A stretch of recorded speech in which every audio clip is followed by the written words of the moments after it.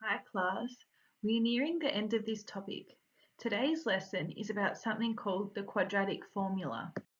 So what is the quadratic formula? Basically, it's a general formula for solving quadratic equations. Those are the things we're usually factorising by putting into two brackets with the numbers that multiply to the n number and add to the middle. Then we would usually use the null factor law to solve. The quadratic formula is a different way to solve these, and it's really useful when we cannot easily factorise. So remember, these are what our quadratic equations look like. And this is a quadratic formula which is used to solve for x. Now don't freak out. If anyone's seen Lord of the Rings, I know this looks like elvish writing or something. You do not need to memorize this. You just need to substitute in the numbers. I'll show you what I mean. So from our quadratic equation, we use the values of a, b, and c to substitute them in to the quadratic formula.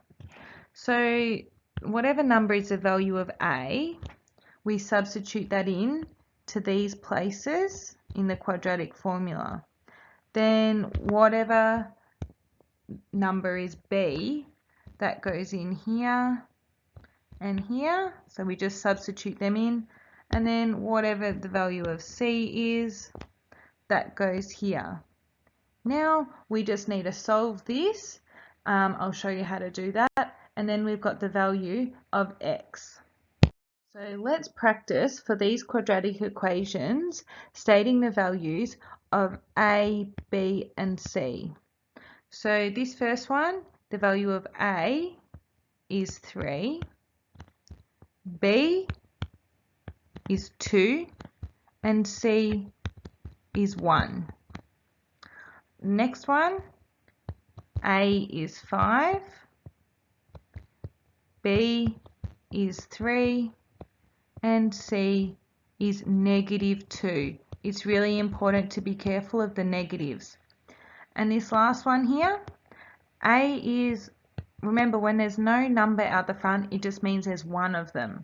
So a is 1,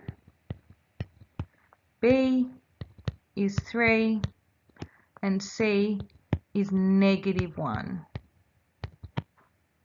Let's put this into action.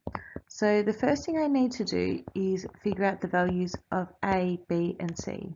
So a equals 1, b equals 5, and c equals 3. Next, I write out the quadratic formula, which is x equals minus b plus minus square root of b squared minus 4 times a times c over 2a.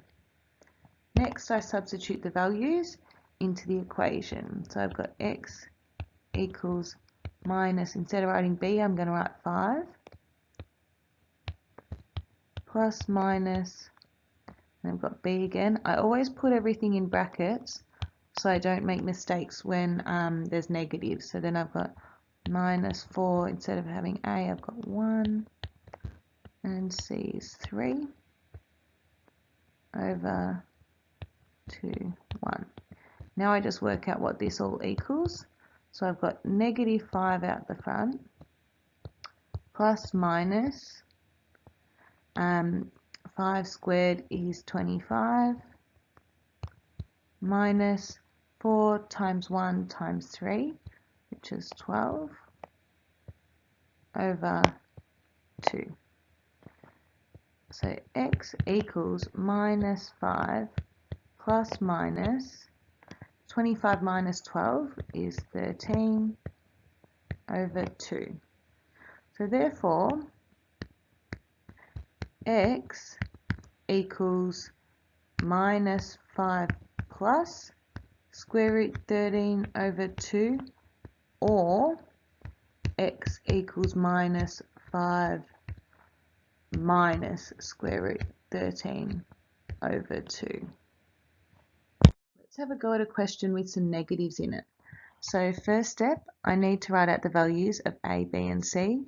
So a equals 2, B equals -2, and C equals -1. Next, I write out the quadratic formula. So x equals minus b plus minus square root b squared minus 4 times a times c over 2 times a. Next, I substitute in the values. So I've got x equals negative, and so in this case b is -2 plus minus -2 squared minus 4, a is 2 and c is -1 over 2 times 2. Alright, now I work it out being careful with the negatives. So out the front I've got -2, so those two negatives make it a positive. So I've got +2 plus minus, and then -2 squared, that's like saying -2 times -2, which is +4. And then I've got -4 times 2 times -1. So I've got two negatives again, which make it a positive, so it's going to be +8.